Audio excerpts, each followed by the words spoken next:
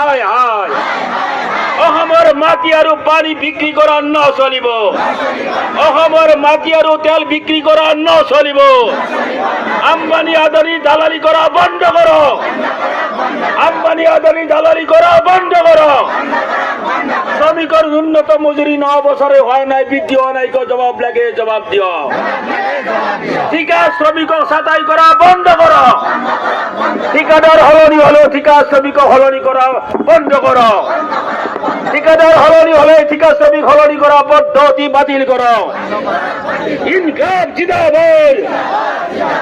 সকল শ্রমিকের সামাজিক সুরক্ষা নিশ্চিত করো সকল শ্রমিকের সামাজিক সুরক্ষা নিশ্চিত করো ইনকাম জিন্দাবাদ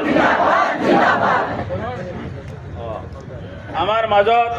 কৃষি শ্রমিক ইউনিয়নের নেতা নয়ন ভূঞা আহিছে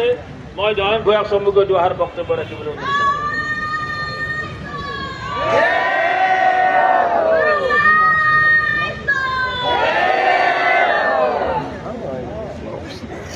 আজিৰ এই বিক্ষোভ কাৰ্যসূচীত অংশগ্ৰহণকাৰী শ্ৰদ্ধেয় ৰাইজ ইতিমধ্যে এই বিক্ষোভ কাৰ্যসূচী সংগঠিত কৰা সংগঠনৰ নেতৃবৃন্দই আজিৰ এই কাৰ্যসূচীৰ তাৎপৰ্য সম্পৰ্কে নিশ্চয় ব্যাখ্যা ইতিমধ্যে কৰিছে অসম কৃষি শ্ৰমিক ইউনিয়নত আমি গ্ৰামীণ শ্ৰমিকসকলক সংগঠিত কৰি আহিছোঁ আৰু বিগত সময়ছোৱাত আমাৰ গ্ৰামাঞ্চলৰ ৰাইজৰ যি জীৱন জীৱিকাৰ সমস্যাবিলাক আহিছে এই সমস্যাৰ ক্ষেত্ৰত আমি দেখা পাইছোঁ আমাৰ গ্ৰামীণ ৰাইজৰ সংকট দিনে দিনে বৃদ্ধি পাইছে আৰু এই সংকটৰ পৰিপ্ৰেক্ষিতত আজি চৰকাৰে চৰকাৰী যিবিলাক আইন কানুন আছিল গ্ৰামীণ জনসাধাৰণক কিছু সকাহ দিয়াৰ কাৰণে যি আইন কানুন আছিল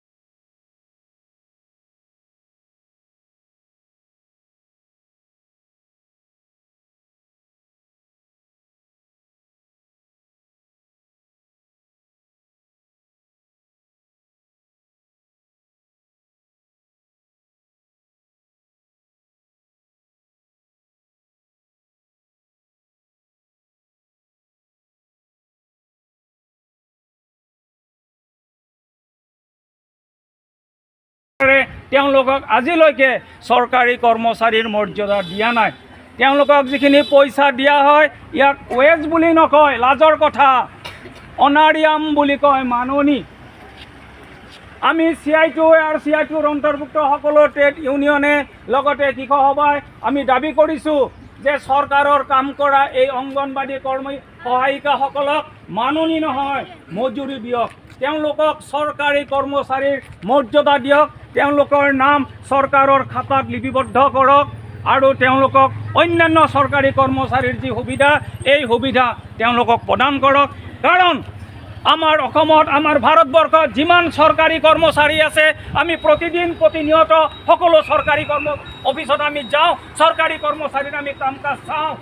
তেওঁলোকৰ যি দায়িত্ববোধ, এই দায়িত্ববোধতকৈ আমাৰ অংগনবাদী কৰ্মী সহায়িকাসকলৰ দায়িত্ববোধ কোনো গুণে কম নহয়, বৰঞ্চ তাতকৈ বহু বেছি। তেওঁলোকক চৰকাৰে যি দায়িত্ব দিয়ে, ঘৰ দুৱাৰ এৰি দিনৰ পিছত দিন ৰাতি 10টা 12টালৈকে তেওঁলোকে চৰকাৰৰ কাম কৰে, অথচ আজিলৈকে তেওঁলোকক চৰকাৰী কৰ্মচাৰীৰ মৰ্যাদা দিয়া হোৱা নাই। গতিকে আজি এই বিক্ষোভৰ জৰিয়তে আমি অসম চৰকাৰক আৰু ভাৰত চৰকাৰক আমি সকিয়নি দিছোঁ যে এই ধাপ্পাবাজি আৰু বেছি দিন নচলিব। প্ৰয়োজন হ'লে এই অংগনবাদী কৰ্মী সহায়িকাসকলে তোমাক লাঠ মাৰি ব্ৰহ্মপুত্ৰত আৰু বংগোপসাগৰত ভাৰত মহাসাগৰত